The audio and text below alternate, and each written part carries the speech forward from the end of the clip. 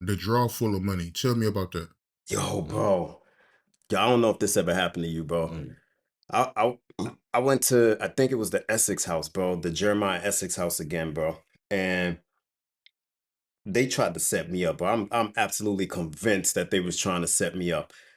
I come into the hotel. Cassie's like, okay, yo, we're gonna be in the bedroom today. So she walks me into the bedroom, and she's like, yeah, just take your clothes off, whatever, and just wait. We'll be right back. Dude, I sit on the bed, bro, and I look straight over to the nightstand, and there's like a crazy beautiful fucking gold Rolex on the top of the nightstand, and a drawer with I'm talking a drawer, bro, that's like this big, bro. Like this shit is like full of $100 bills. I'm talking that shit had to be at least 200,000, 300,000, and $100 bills just in the fucking drawer right there, bro. And they left me in that room alone with that I was like, hell no, bro. I don't steal anyway, bro. But like, I was like, damn, bro. Setup. Boy, woo. I ain't gonna lie, boy. Tempting. That was definitely like being in a room as a 14-year-old boy with a naked girl, boy. I was like, And they used to do stuff like that, or they would like put little stuff out to test you. Like, it was a few times I remember I would be with Cassie and she would take like the Rolexes and put them on and be looking at me in the mirror, kind of like ways to entice you. Like, yeah, I got that money. One time I seen them at her house on West End, and they put me, same thing with him, same situation. They put me in this bedroom, yo, bro. This drawer had to be stacked with nothing but hundo stacks this thick with the bank tape around it. It had to be $200,000-$300,000 in this drawer.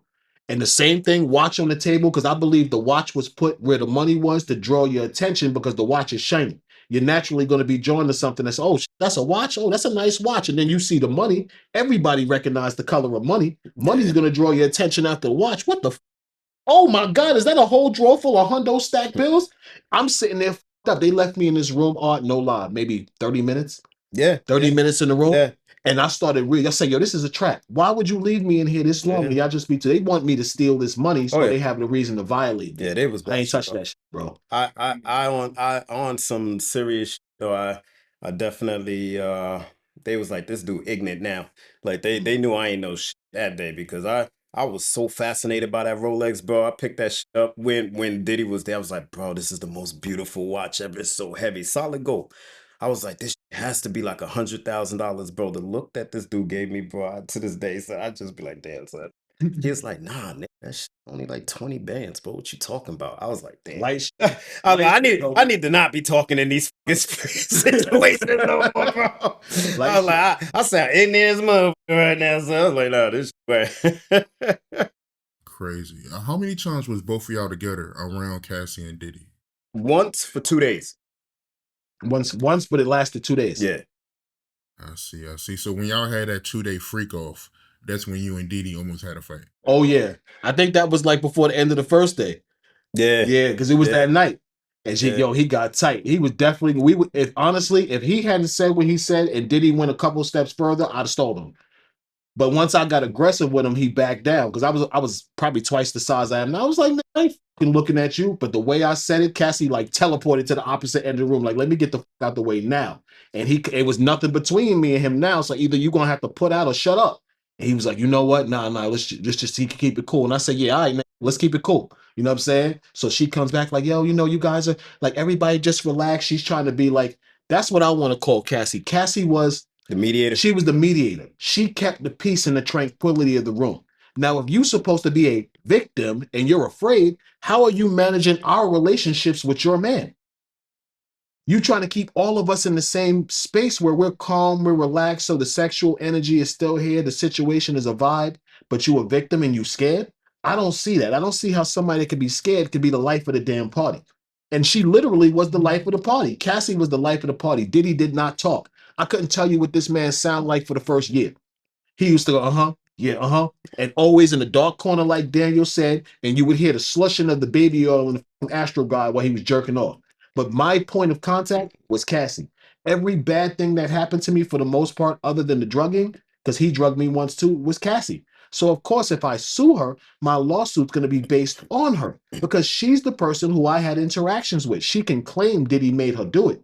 But there's a difference between her telling you this as someone who's never been in a freak off and me, the man who sexually satisfied her for 8 years. Baby, you're not going to tell me this man was making you squirt and spray up bed sheets with vaginal fluid and he was making you have sex. I'm not that dumb. I'm the man who made you squirt for 8 years. You ain't squirting scared, baby. We not dumb. So I think that's the biggest thing about this situation. The main point is like me and him coming together, other guys coming together to talk about this is to expose the truth that the government hid, which is that Cassie was never a victim. Cassie, like Jane, were co-conspirating hoes who like to have sex with men. It's nothing wrong with that. She was young. She's dating a billionaire. This is the lifestyle she was living. It's nothing wrong with her being sexually promiscuous when she was young. What's wrong is her lying about it and destroying the lives of dozens of men to get revenge on her ex-boyfriend. That's what's wrong. What do you think about people that keep on trying to say, though, that Cassie was taking all these drugs so that she could be into the freak offs? Bro, the last 2 years I had sex with her, she didn't even do drugs. She didn't even do drugs. She was drinking. She might smoke a little bit of weed. Weed ain't altering your mood, so you get all crazy like that. Weed is relaxing you. But after Diddy drugged me with the fake Molly, the Tunchi, I saw them maybe a month later, and I directly approached him. I said, yo, homie, what the did you give me? He said, nah, don't worry about it. I'm not going to do that no more. I said, you're right, because this is BYOD now. And honestly, I don't even want to do this no more. I said, I don't think I need to have used no drugs with her. We've been sleeping together for years. I asked Cassie directly. I said, we good. You don't mind if I don't take that? She said, absolutely not. You know what? I'm not going to take it neither. Bro, for the next year and a half, 2 years, every time I saw her, I didn't take no Molly. I don't know if she had it before I came in. I can't speak on that. But I know I didn't take it. I know while I was there, she didn't take no drugs. We would smoke weed together. We would drink and not even drink excessively, bro. We just drinking like regular people chilling in the crib, drinking, making a drink when you want to drink. You drink some water every once in a while. You have another drink to keep the buzz from the alcohol going. Light shit, bro. But for her to say that she used those hard drugs all the time, bro, I was with her 3, 4 days the last 2 years. The last 2 years I was with her the most, I say 2 days. She never did drugs in 2 days. She never popped no pills in front of me. And I was at the point where I was with them. They weren't going in the room, locking the door on me no more. I was with them that long.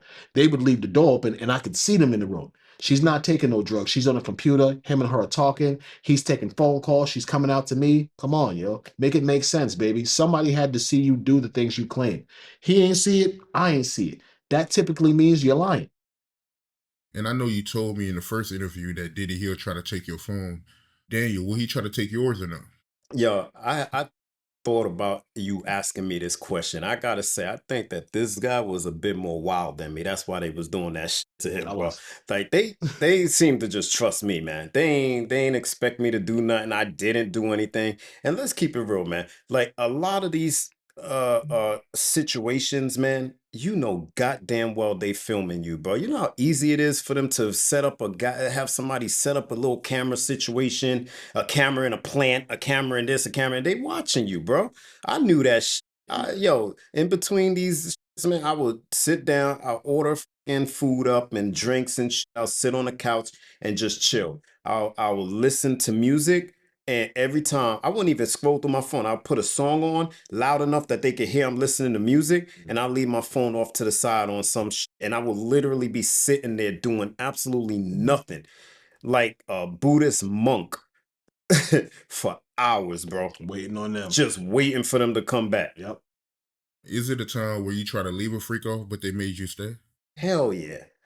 As a matter of fact, bro, I think probably like my third experience in, I was already starting to feel like, yo, this shit is getting played and whack and shit. And like, I don't think he had put his hands on her yet, but he started dictating already by this point. Yo, y'all need to slow down. Yo, Playboy, you got to back up and go sit over there, bro. Yo, you sit over there, you sit over there. Then he tried some weird shit, bro. One, like, oh man, I'll never forget this. Me and Cassie both was like the most awkward people. He was like, yo, I want y'all to role play for me. I want y'all to act like y'all just met at an airport. I'm like, we naked standing in front of a fucking couch. Like, what kind of scene are you planning? Like what kind of scene are you trying to like create here, bro? We already naked in front of the couch, bro. Like, what are you talking about? But it was just weird, bro. And we were so bad at it, bro.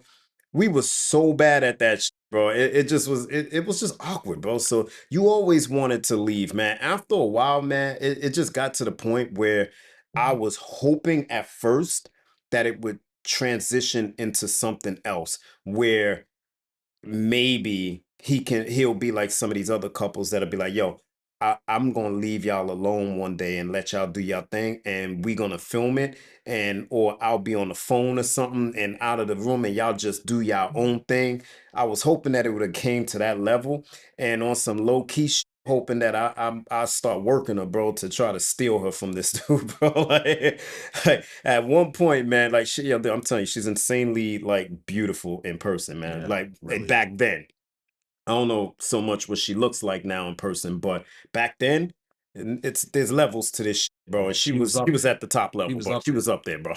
So it's like as a guy, bro, you scheming, man. You sitting back like, yo, dude, I need to like. I would never slut my girl out like this. I could do her so much better, but Yeah, I thought little do you know, I did too.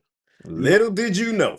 you know what killed it for me, bro, is when I walked into that room. Cause I'm gonna be honest, like that first year and a half out, 2 years I was sleeping with her before you, I actually thought I was special. I was not special, bro. When I walked into that bedroom and see him in front of her with penis in her face, I think she might have even been taking homie snapping it against her face when I walked in. Yo, bro, my heart, like the emoji, went like this. Just like the emoji, my heart went like this, bro. I had to take a seat. I reached behind me for the chair that was behind me. I just sat down. Yeah. And I remember I was just like this. Diddy said, yo, you want something to drink? I said, yeah, I think I do. I got something to drink. And I was just sitting there for a while. Remember, I didn't join. And he was like, yo, what you gonna do? So now I got to do something. I was like, all right. And that's when I had to push it beside myself. I said, you know what? Shorty's just a tramp. She's just sleeping with mad people. So why don't you just go and do the job? Don't fuck up your bag because your emotions is involved. So I took the emotions out of it, turned my hat backwards, and I went to work. You know what's crazy? When you was sitting there, bro, I remember you had already like took your clothes off, dog. You was sitting on the couch. I remember this. I'm gonna tell you why I remember this. Because this was the moment that I came to the realization that my heart was breaking, bro. Because I'm gonna tell you why, bro. I'm gonna tell you why. I'm sitting there, I'm getting it in, I'm doing my thing. I'm like, yeah, this motherfucker can't even fucking join us, bro. He can't even work. And he's getting the fuck out of here. And then all of a sudden, I hear Diddy turn around, son. I don't know if you remember this or not, but he was like, damn, yo, if I had dicks like y'all, Oh, boy, yes. what did he say? I'll never Yo, wear pants, bro. What did the you man remember that told shit, son? Yo, the dude. man looked at me and this man said, yo, Dog. if I had dicks like y'all, I would never wear pants. We looked at That each was the moment, bro, that I realized this motherfucker's not going anywhere, bro. And I was like, yo, this guy, man. Yo, crazy art. He said that to both of us, bro. Like, my heart just Wow. yeah, and that shit sucked, bro. Cassie's sitting there with penises in her hand. She might have been touching you at the time. Yep. And I think I was sitting on the couch, but he telling us both of this. And Shorty's sitting there loving having two big black penises in the room. But you a victim. Nah, baby. No, I'm not co-signing that. Absolutely not.